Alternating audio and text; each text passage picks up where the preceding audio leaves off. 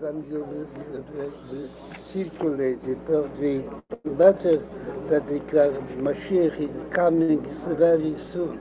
Okay. And yeah, not coming, but he's on his way. Okay. Yeah, so much bless you. Oh, I appreciate that, and I'm glad to hear it from your God lips. Almighty bless you. And it's a great honor. Truly stays. It's a great honor. Fine, Mr. Speaker. This is the New York Times Magazine. God Almighty bless you. To write all the timely news and don't forget about Mashiach. Wolkoff is a journalist in San Francisco. I mean, in Francisco. Yes. What should I tell $1 Thank you. What should I tell the world? That the coming Mashiach is prepared to come, and the world must finish all the preparations as soon as possible. You're welcome. Can you tell us the message you have for the world about Mashiach, the message you have for the whole world about the Mashiach? Yeah, I have printed it. It was printed in all the press of all the countries. If you will repeat it, then the Mashiach is ready to come now. It is only from our part to do something additional in the realm of goodness and kindness. So people should be doing goodness and kindness for him to come. At least a little more than Mashiach will come immediately. The New York Times is right. I'm going to Israel. Any words for your followers there this week? God Almighty bless you, and for success in your writings. And to my followers, you transmit a message that the Mashiach, Messiah is coming very soon. Very soon? Yeah, then they must be prepared to accept him properly. Thank you. Yeah, you included, and me included. I have a question, Rabbi. Why does this generation deserve to see the Geulah? This generation, Dr. Because it is in Shnas Mishlois B'Teichel.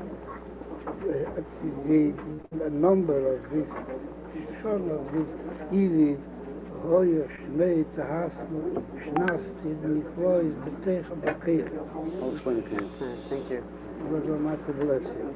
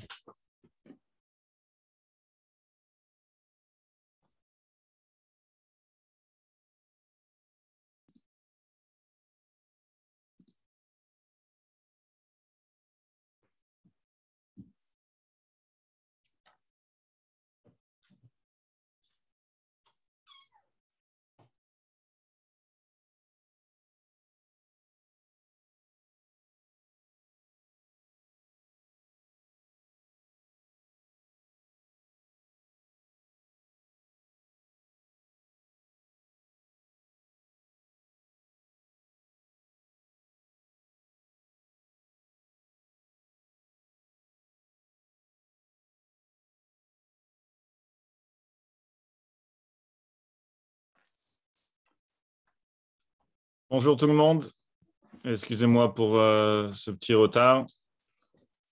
J'espère que tout le monde va bien.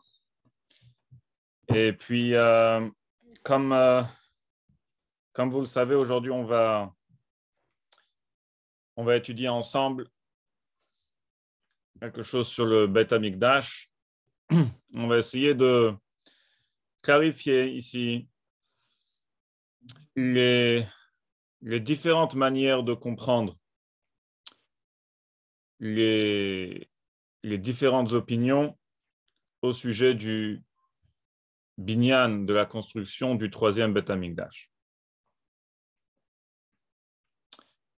Chaque jour, 4 fois par jour, une fois avant la tfila de Shacharit du matin, et puis 3 fois dans les Amidot, on demande Yehi Ratson milfanecha Hashem Elokeinu shehi bane bet Amikdash bimhera beyameinu veten chelkeinu betoratecha.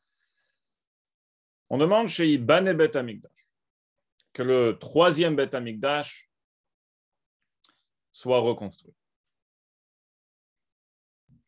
Qui et comment le bet Amikdash va être construit? Eh bien, c'est une marloquette, c'est une discussion entre les Midrashim et entre les Rishonim. Le Rambam nous dit Hamelech HaMashiach Atid la'amod uleharzir malchut bet David leyoshna memshala rishona hu boneh hamikdash umekabetz nitre Israël. Donc le Rambam nous dit clairement, qui est-ce qui va construire le troisième Beth Amikdash? Melech HaMashiach, le Mashiach même. C'est en fait un Midrash. Midrash Rabbah, Melech HaMashiach shenatun bet Safon yavo veyibane hamikdash shenatun bet Darom. Sans entrer dans les détails, le Tzafon, le Darom, mais le Midrash nous dit clairement, Midrash Rabbah, Vaikra Rabbah, que c'est le Mashiach qui va construire le Beth Amikdash. Si on peut rajouter, le Yerushalmi nous dit aussi que le Beth Amikdash va être construit bidé Adam, c'est-à-dire Kol Israël. On peut dire le Mashiach, le peuple juif vont aider le Melech HaMashiach, et donc, en fait, cette opinion, le Rambam, le Midrash Rabbah, le Yerushalmi nous dit que le Beth Amikdash va être construit bidé Adam, par des êtres humains, par Mashiach, avec l'aide du peuple juif.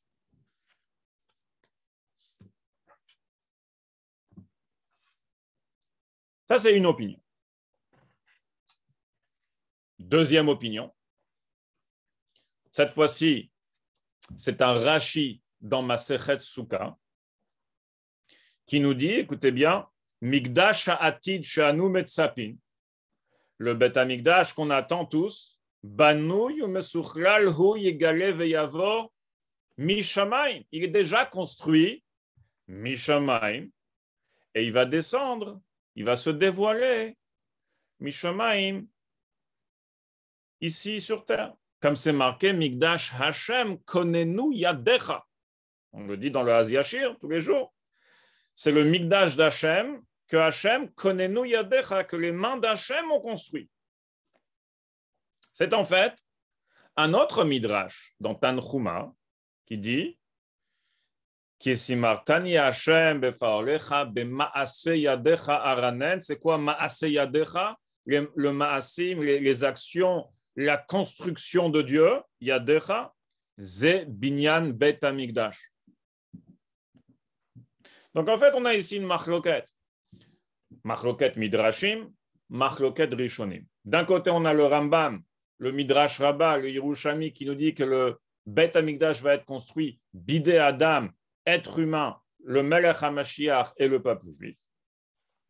De l'autre côté, on a Rashi, le Tosfot, on a aussi le Midrash Tanchuma et d'autres qui disent que le Bet Hamikdash va être construit bidé Shamaim, c'est-à-dire par Dieu lui-même. Il va uniquement se dévoiler. D'ailleurs, il est déjà construit. Il va se dévoiler. Mina Shamaim, il va descendre tout près, ici sur terre. Non, vous allez me dire, Shkayach, on a appris aujourd'hui 2 opinions. D'ailleurs, c'est possible que certains d'entre vous sont familiers avec ces opinions.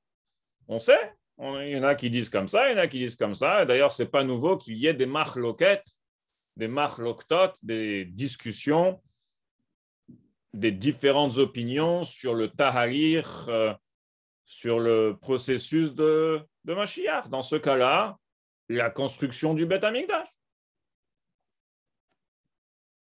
Mais en fait, ici, il y a une question. Il y a une règle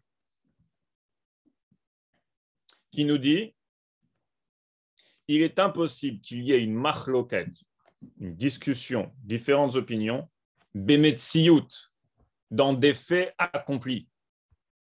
C'est-à-dire, il peut avoir une machloket bisvara, bedin. L'un il dit c'est kasher, l'autre il dit c'est taref, l'un qui dit c'est assour, l'autre il dit c'est moutar. L'un il dit moi je pense cette svara, l'autre il dit je pense l'autre svara. Il peut avoir des machloket dans la logique. Mais dans un fait, où le fait il est comme ça, ou le fait il est autre. On ne peut pas être en machloket bemetsiout. Est-ce qu'il y a une tour Eiffel à Paris ou il n'y a pas de tour Eiffel? Il y a ou il n'y a pas.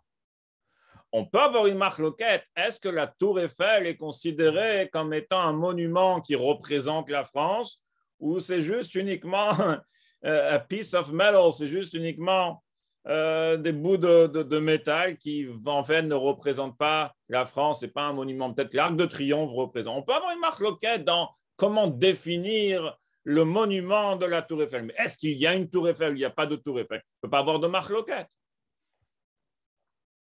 La même chose dans la Torah. Il peut y avoir des machloket bisvara bedin, bemetsiout, dans les faits, il ne peut pas avoir de machloket. Donc, comment on comprend cette machloket? C'est où, on parle ici d'un fait, d'une metsiout, c'est où le Bet Hamikdash va être construit bidé Adam, où il va être construit bidé Shamaim.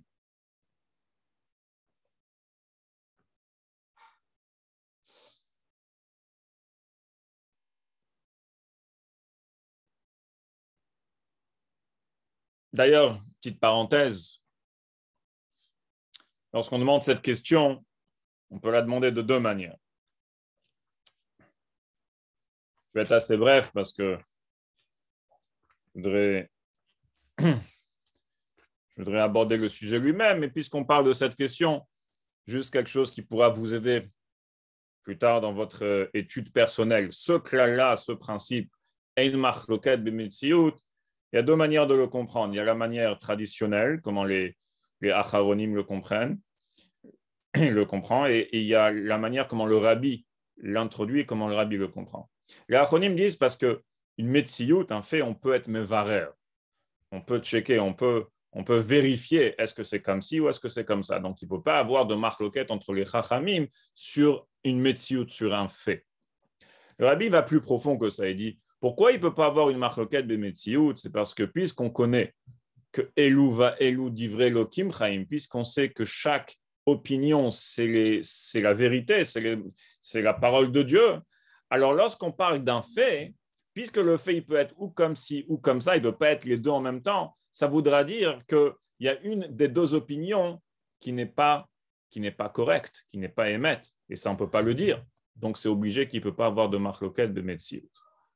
La différence sur les deux manières de comprendre, c'est que est-ce que ce clal-là, ce principe-là s'applique uniquement sur les choses qu'on peut vérifier aujourd'hui, mais par contre une Metsiout du passé ou une Metsiout du futur, puisqu'on ne peut pas la vérifier, eh bien, ce principe-là ne s'applique pas, puisque oui, il peut y avoir une marloquet dans un fait qu'on ne peut pas vérifier, comme par exemple un fait du passé ou un fait du futur. Alors que d'après le Rabbi, puisque le klal, ein marloquet de Metsiout, il est à la base de, il ne peut pas, c'est impossible, parce que Elou va Elou divrei Elokim chaim, les deux doivent être corrects. Donc c'est impossible de dire qu'il y a une marloquet de Metsiout, sinon on faudra dire qu'il y en a une des deux qui ne sont pas correctes. Alors, d'après le Rabbi, ça s'applique, que ce soit dans le passé, dans le présent, dans le futur. Parce que ce n'est pas basé à ce qu'on peut vérifier ou pas vérifier, c'est basé sur le principe que les deux doivent être absolument corrects et vrais, émet. Et puisque dans la Metsiout, c'est ou l'un ou l'autre, les deux ne peuvent pas être émet, donc on ne peut pas dire qu'il y a une marloquet de Metsiout.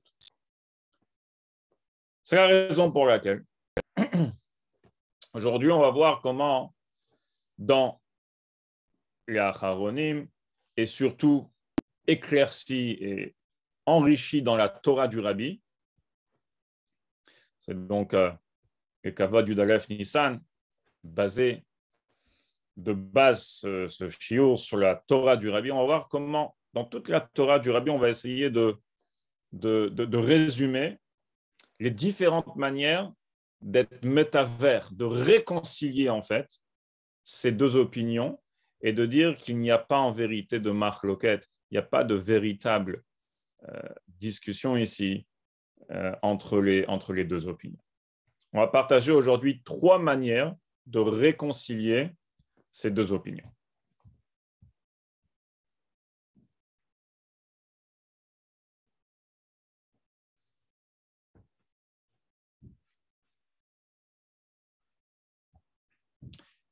Est-ce que c'est clair? Est-ce qu'il y a des questions avant qu'on passe à la deuxième partie?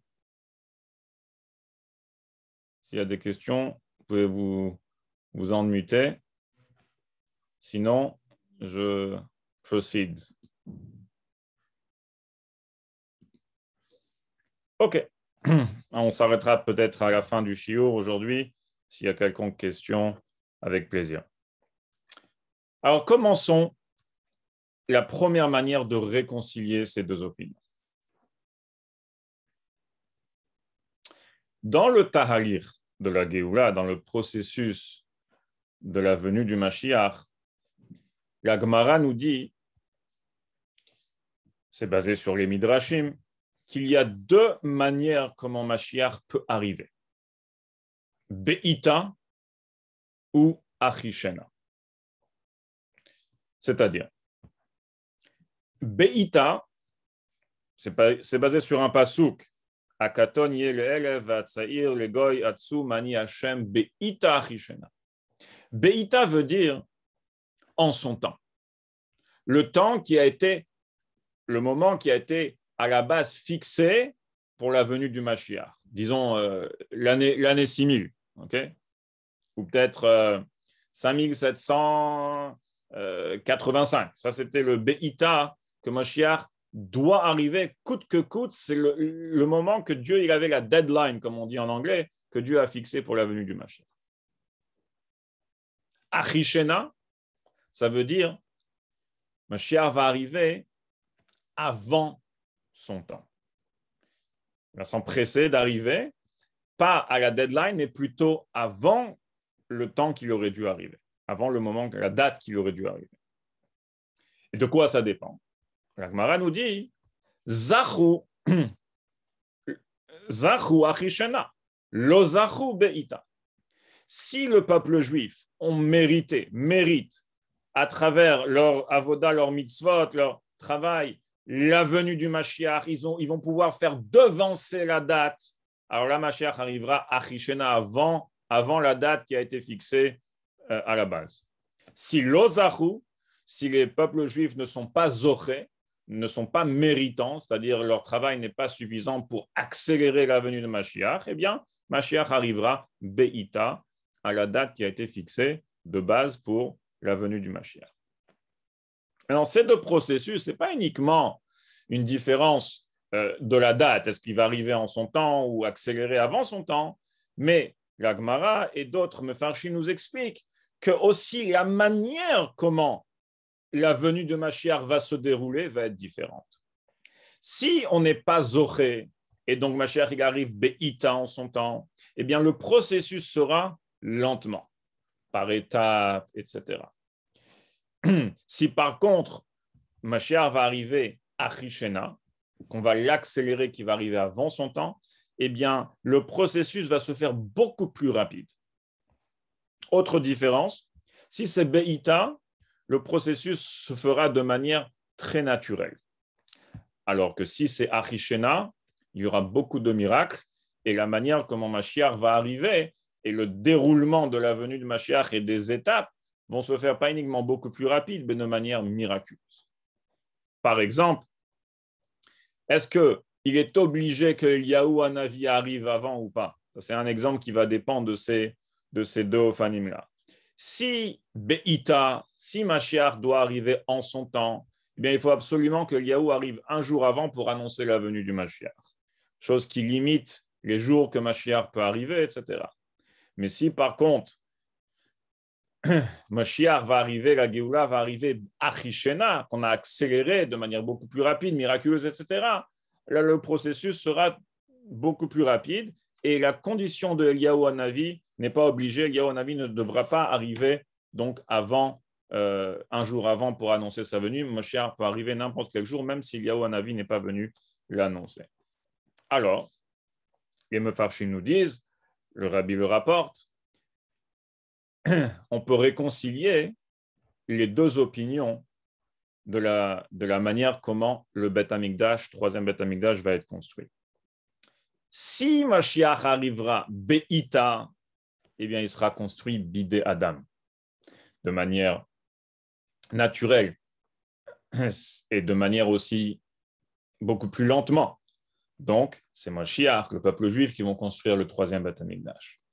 Si par contre, eh bien, Mashiach va arriver de manière Achishena, avant sa date, on va l'accélérer, donc le processus sera beaucoup plus rapide, miraculeux, etc.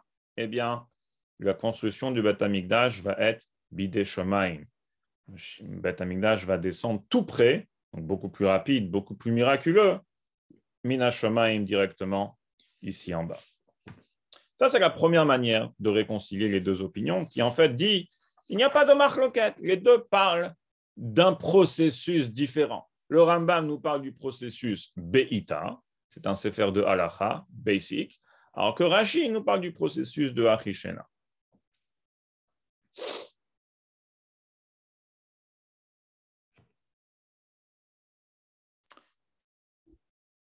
Deuxième manière, cette fois-ci, qui est un peu plus poussée, un peu plus, on va le voir. Deuxième manière de réconcilier cette machloket-là.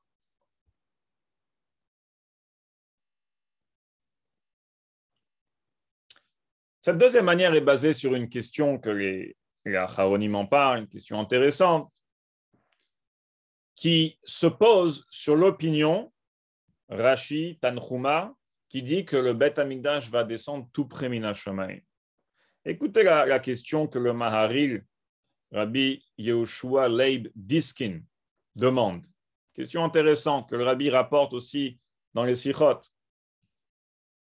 Si le Beth Amikdash va descendre Mina Shomayim, ça veut dire que nous, le peuple juif, ne participerons pas dans la construction du Beth Amikdash, qui veut dire qu'on va rater une mitzvah.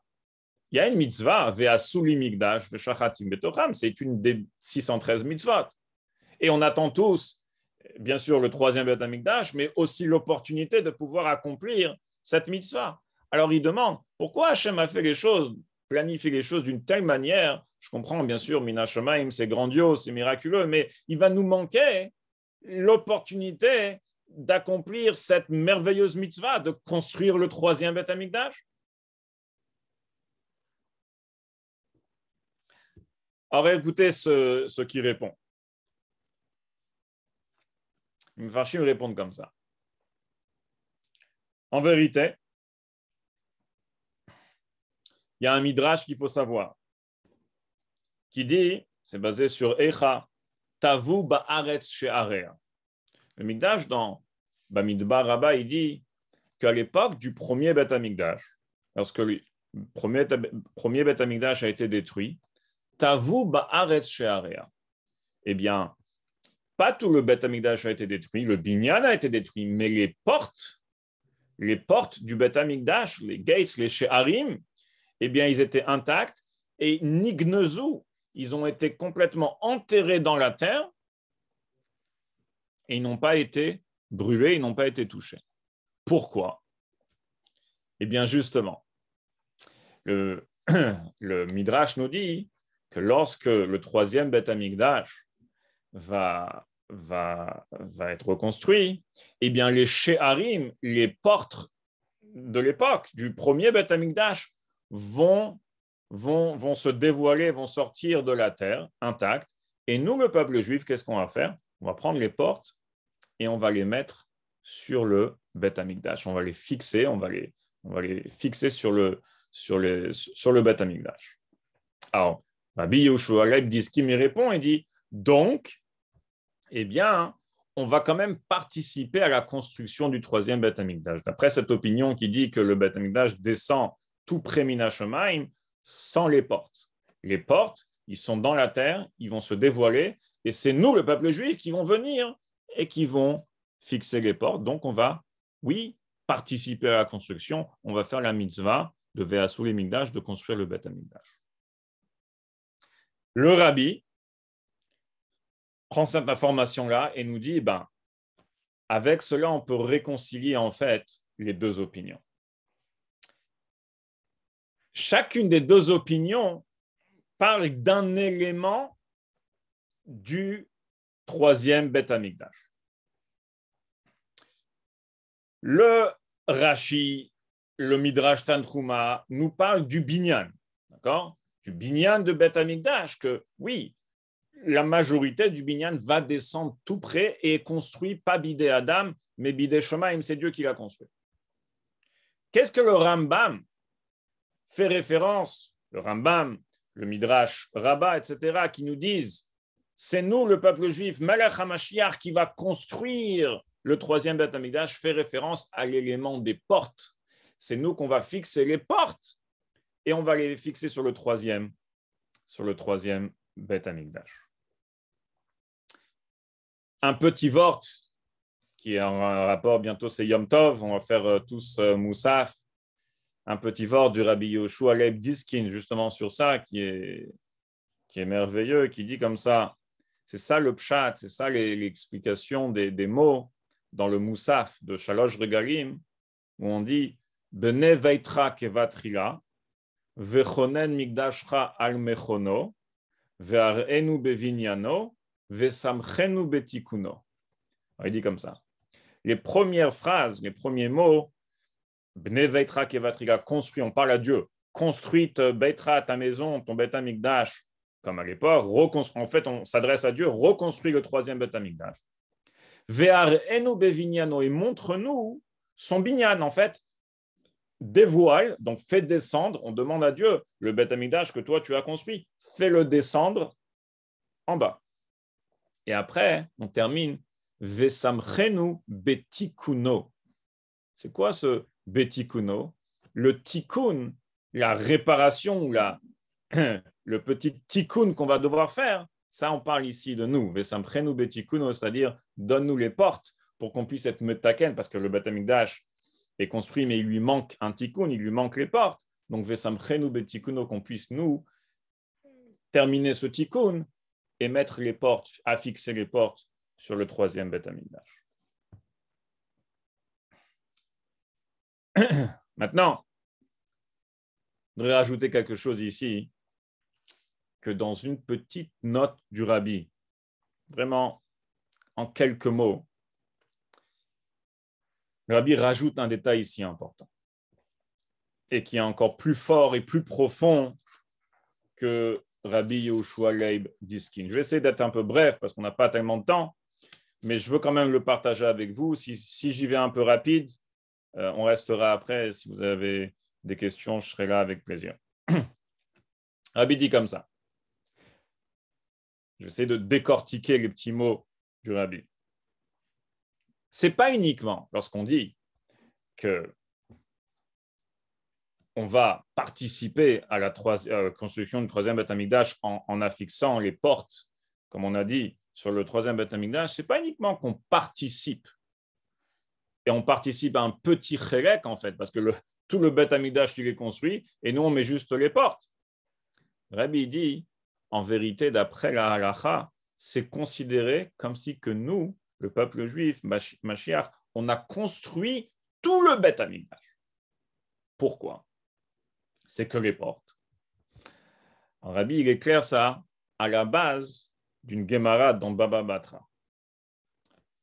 La Gemara, elle parle là-bas des dinim, des lois concernant comment acquérir de l'immobilier. Par exemple, un terrain. Il y a différentes manières de kinyan, donc d'acte de kinyan, d'acte d'acquisition d'un terrain. Par exemple, si vous donnez de l'argent, ça ne marche pas. Il faut faire une chazaka. Une chazaka, c'est par exemple construire une petite barrière sur le terrain.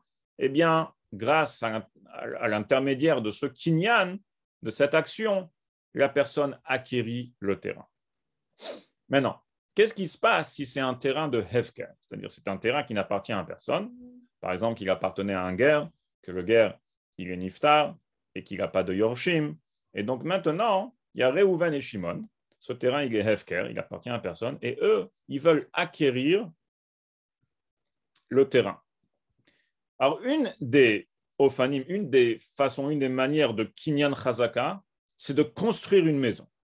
Tu construis une maison, une baït, shalem, bien sûr, elle doit être shalem, pas à demi, complète, eh bien, tu acquéris le terrain sur lequel tu as construit la maison. Ça, c'est une des manières d'acquérir kinyan chazaka. Écoutez bien.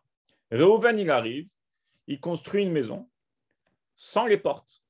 Il ne met pas les portes. Il a construit toute la maison. Vient Shimon et il est ma'amid glatot.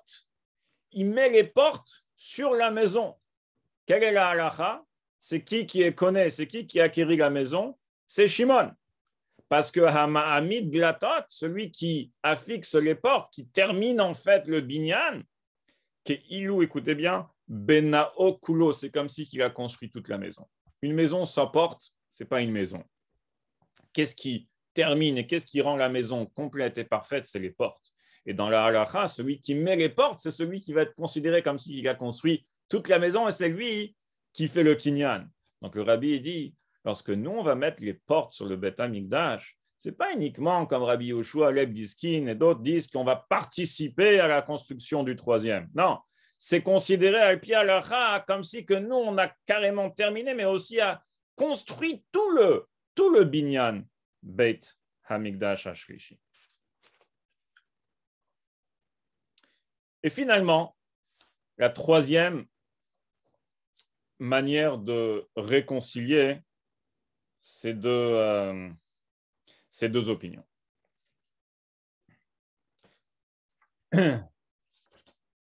Certains acharonim, encore une fois le Rabbi le rapporte et le Rabbi rajoute dessus comme on dit, du pilpel, du poivre et du sel, parce que bien que les acharonim mentionnent certaines bases que le Rabbi rapporte, dans les sikhot du Rabbi, ça prend toute une autre dimension, disent que une troisième manière de réconcilier ces opinions est la suivante. En vérité, le troisième Beth Amikdash, eh bien, il va inclure deux binyanim, binyan shel mata et binyan shel mala, comme gouf et neshama. C'est-à-dire, il y aura premièrement un élément d'un binyan que nous, on va construire. D'après cette troisième manière, nous, on va construire tout le Beth Amikdash, pas que les portes. Tout le Beth Amikdash, on va le construire, etc. Et à l'intérieur de ce Beth Amikdash shel mata d'en bas, eh bien, va descendre un Beth Amikdash shel mala et il va rentrer à l'intérieur et les deux ensemble vont en fait faire partie du troisième Beth Amikdash. Et donc, ça veut dire d'après cette manière, le Rambam, la halacha nous parle de ce que nous, les Bnei Adam, doivent faire. Eh bien, nous parle de l'élément du Mata, l'élément que nous, on va construire un Beth Amikdash ici en bas. Rashi, le Midrash Tantruma, etc., nous parlent que dans ce Beth Amikdash Shel Mata, ils sont d'accord, va être construit par nous, eh bien, il y a un deuxième élément, un Beth Amikdash Shel Mala, Rouchani, spirituel, qui va descendre et qui va se, être mitlabesh à l'intérieur du Beth Amikdash Shel Mata. Et le Rabbi explique, rajoute pourquoi il faut qu'il se passe comme ça, c'est-à-dire pourquoi les deux premiers Beth Amikdash, le premier et le deuxième, il y avait uniquement un binyan Shel Mata, nous on l'a construit et c'est terminé. Pourquoi le Beth Amikdash Ashlishi, si on peut dire, l'architecture du Beth Amikdash Ashlishi devra inclure deux éléments, le Shel Mata et le Shel Mala. Le Rabbi explique, parce que tout ce qui est fait par un être humain est limité, n'est pas éternel. Et c'est la raison pour laquelle les deux premiers Beth Amikdash, ils ont été détruits en fin de compte, puisqu'ils étaient des Beth Amikdash, le produit de l'être humain. Et le produit de l'être humain, by default, il n'est pas éternel. Alors que le troisième Beth Amikdash, on veut qu'il soit éternel. Comment on lui donne cette truna, cette nature de devenir éternel? La seule manière, c'est qu'il faut Dieu y participe. Il faut qu'il y ait Bidei Shamaim, la main de Dieu qui rentre à l'intérieur. Et lorsqu'il y a la main de Dieu, eh bien la chose devient nitzri, la chose devient éternelle. C'est la raison pour laquelle le troisième Beth Amikdash, eh bien pour qu'il soit éternel, c'est vrai que nous on va construire le Beth Amikdash Shel Mata, mais il faudra qu'il y ait aussi un deuxième Beth Amikdash Rouchani Shel Mala qui rentre à l'intérieur pour lui donner cette nature de devenir nitzri, de devenir éternel. Donc, pour conclure, on a vu aujourd'hui deux opinions chez Ibane Beth Amikdash, deux opinions, comment le troisième Beth Amikdash va être construit. Certains disent Bidei Adam, certains disent Bidei Shamaim. On a posé la question, bien qu'en général, on peut accepter qu'il y ait une marloquette, dans ce cas-là, il ne peut pas avoir de marloquette, puisque c'est une marloquette bimetsiout dans les faits, et on a un klal qui ne peut pas avoir de marloquette bimetsiout. Donc, il faut réconcilier. Trois manières de réconcilier. Première manière, il y a une différence dans le processus. On parle ici de deux processus différents, Be'ita ou Achishena. Si c'est Be'ita, il va être construit Bidei Adam. Si c'est Bidei Shamaim, il va être construit, si c'est Achishena, il va être construit Bidei Shamaim. Deuxième manière de réconcilier, on parle de deux parties du Beth Amikdash. La partie du binyan, des murs, etc., va être Bidei Shamaim, Dieu. Mais les portes, c'est Bidei Adam, c'est nous qu'on va les construire. On a rajouté que d'après le Rabbi, les portes, ce n'est pas uniquement un petit détail, mais en fait, d'après la halakha, c'est ça qui rend tout le binyan shalem, et donc c'est considéré comme nous qui ont construit tout le Beth Amikdash. Vesamchenu betikuno. Et la troisième manière, c'est qu'en fait, on parle ici de deux Beth Amikdash différents. Le Beth Amikdash Shel Mata, c'est nous qu'on va le construire. Et à l'intérieur, il va se dévoiler et rentrer un Beth Amikdash Shel Mala. En espérant que chez Ibane Beth Amikdash, et d'ailleurs quand on dit chez Ibane, certains Mefarshim disent, on ne dit pas chez Yigale. Oui? Si ça aurait été que Bidei Shamaim, c'est-à-dire que c'est Dieu qui l'a construit et il doit se dévoiler, mais en fait il est déjà construit, on aurait dû dire chez Yigale Beth Amikdash, Bimhera Beyamenu. Mais non. On dit chez Ibane, parce qu'encore une fois, d'après les trois Ophanim, il y a quelque chose que nous, on va construire. Que ce soit si c'est Beïta, que ce soit les portes, ou que ce soit le Binyan Shel Mata. Nous, le peuple juif, avec Melech HaMashiach, on va participer au Binyan Bet Amikdash Ashlishi, et donc chez Ibane Bet Amikdash, Bimhera Beyameinu, Veten Chalkenu Betoratecha. Chag Sameach everyone. Chag Sameach, que ce soit pour Pesach, mais aussi très bientôt pour Yudalef Nissan, qu'on mérite vraiment ce Yudalef Nissan de voir le Rabbi avec le Bet Amikdash Ashlishi.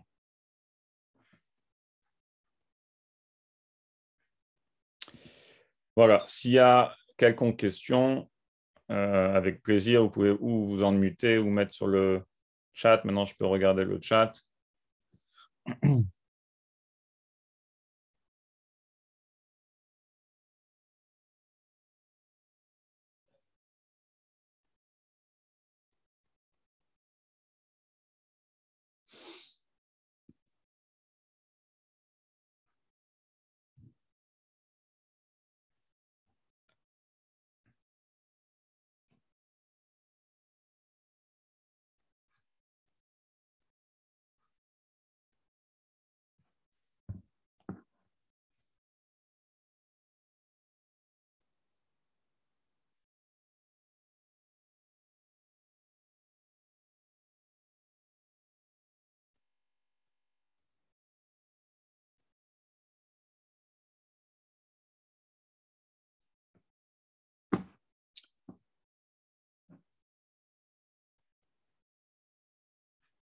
Voilà, on demande ici sur le chat s'il y a quelqu'un ici qui fait partie de l'admin, si on peut ouvrir les micros.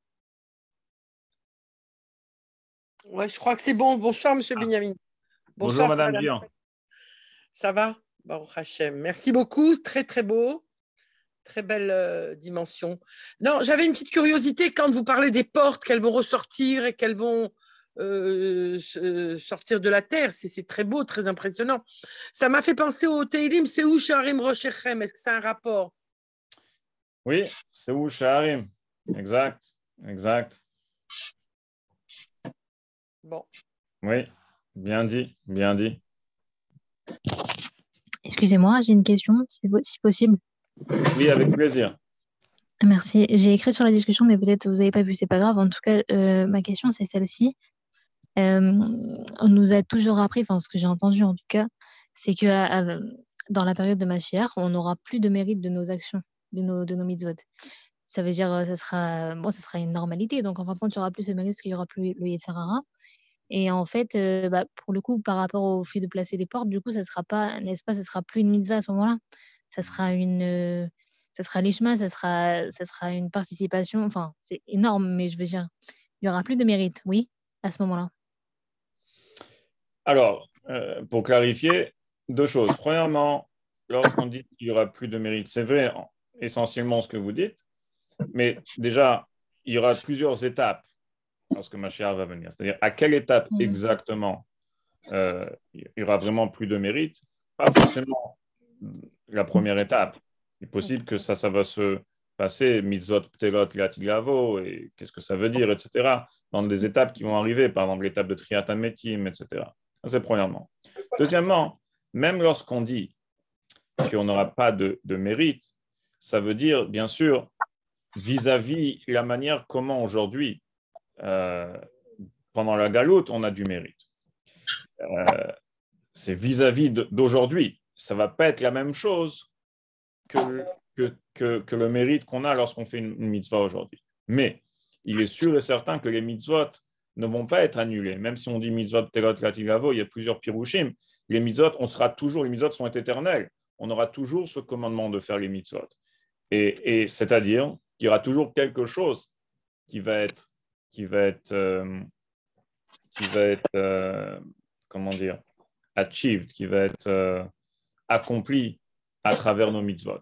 Et cette chose-là, si on la manque, d'accord, c'est ce que le Rav Diskin demande, si on la manque, eh bien, pourquoi Dieu il a fait de cette manière qu'il nous manque cette mitzvah-là? Donc, il y aura quand même toujours quelque chose qui se fait à travers une mitzvah. Et donc, c'est pour ça qu'on aura toujours les 613 mitzvahs. D'accord. Merci beaucoup pour votre réponse.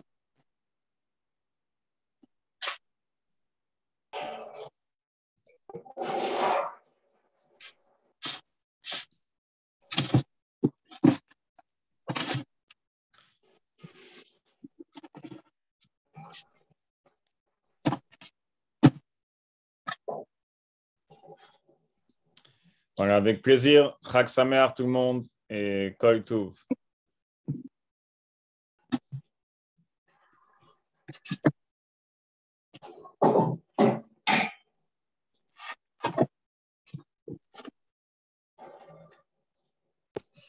Merci beaucoup, Rav Bitton. C'était super intéressant. Avec plaisir, avec plaisir. Kol Tov, Chag Sameach. Chag Sameach, Pesach Kasher V'Sameach.